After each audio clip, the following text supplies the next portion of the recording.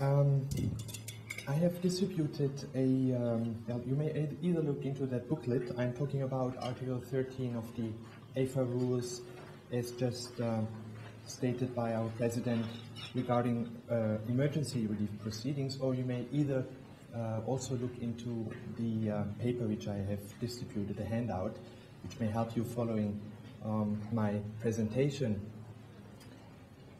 Article 13 of the AFA Rules is a solution for interim relief proceedings, and I think the most outstanding thing of Article 13 is that it gives us what I call the all-in-one solution, in the sense that you have everything in this little booklet in Article 13 of the rules.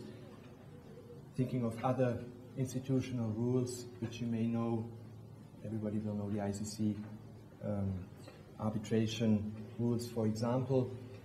Just to quote one of them, well, it's not that easy, because there is that what they call pre-arbitral referee proceedings, but those were initially in another booklet. Then the ICC realized it was very difficult for people to understand that they needed to think of that separate little booklet.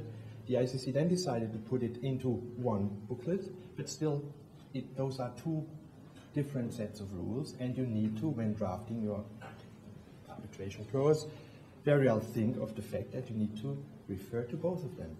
This is not the case in here, so Article 13 is in there, and you will see now in detail the particular situations and reliefs which may be obtained under Article 13.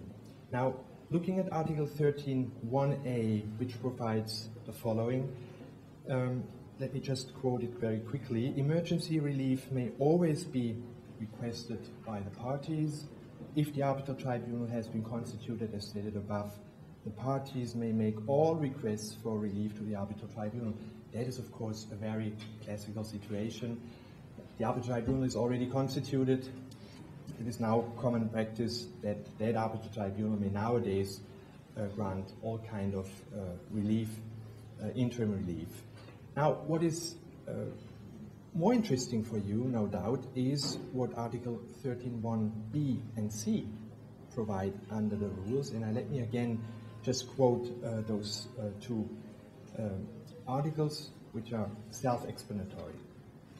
Small b states the following: if a tribunal has not yet been constituted and the emergency relief requested seems likely to affect the substantive claim, the arbitration committee may, without being bound by the deadlines set out in Articles 3 and 4, constitute the arbitral tribunal. Now, Articles 3 and 4 normally provide for a 30-day deadline in case of a three-member arbitral tribunal for the parties to make their designation, to designate their candidates as arbitrators, prospective arbitrators. And as stated in Article 2b, this deadline may be reduced up to a few days under this particular provision, which of course is very helpful, it's a helpful tool.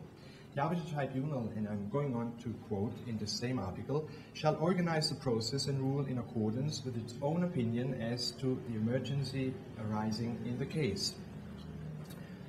I turn directly to small c. If a tribunal has not yet been constituted and the emergency relief requested does not seem likely to affect the substantive action, the arbitration committee may, without being bound by the deadlines set out in Articles 3 and 4, what we just had, appoint a sole arbitrator for the purposes of calling an emergency meeting of the parties by appropriate rapid means of communication and taking immediately enforceable measures which do not affect the substantive action.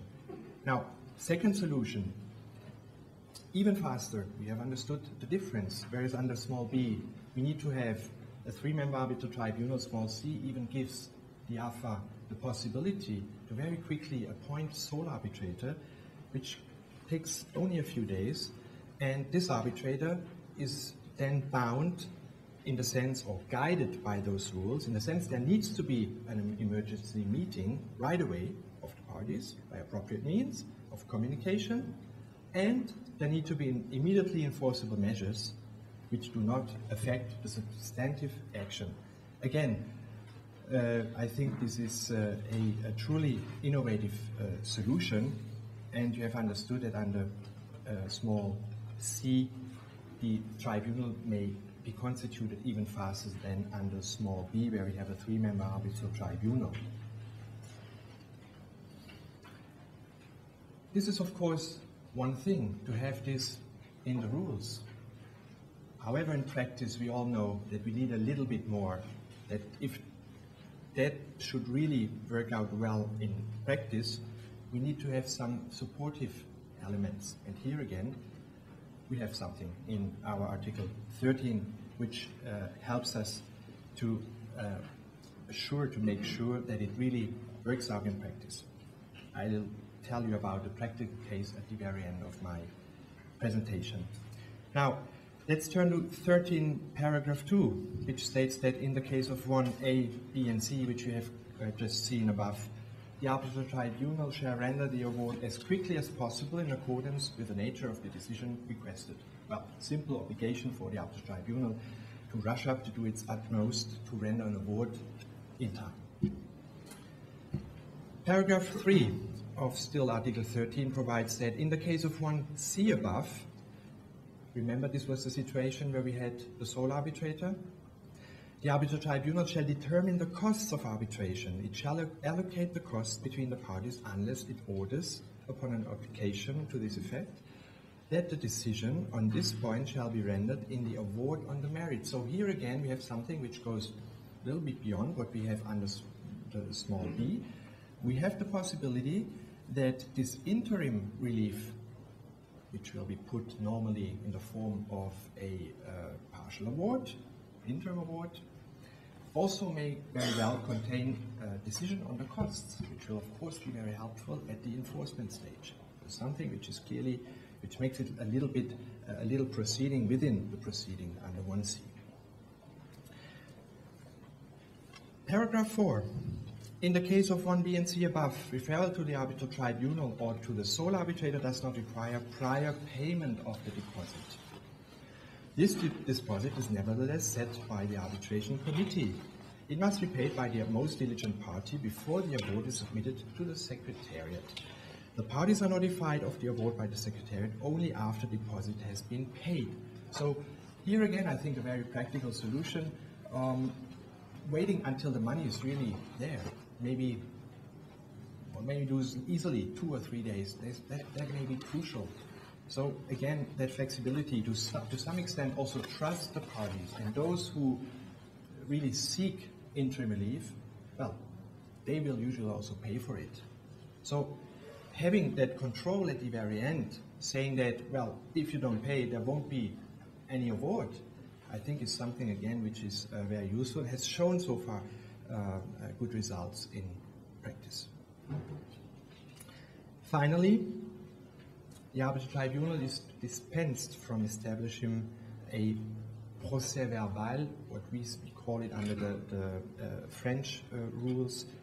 We are about to look for a better translation. It's something in between a timetable and what you may know under the ICC rules would be the terms of reference.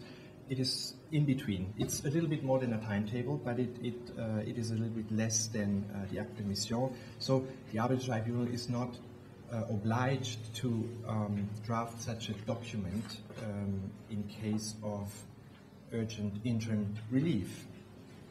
Now, as promised, the experience of a recent practical case. The AFA received last year on May 20 a date, the date of the request for arbitration, so it was received on the 21st, I suppose, a request for arbitration seeking urgent interim relief in accordance with Article 13(1)(b). We are not in the situation of a sole arbitrator. We had a 3-member arbitral tribunal, a clause which provided for a 3-member arbitral tribunal. In this request,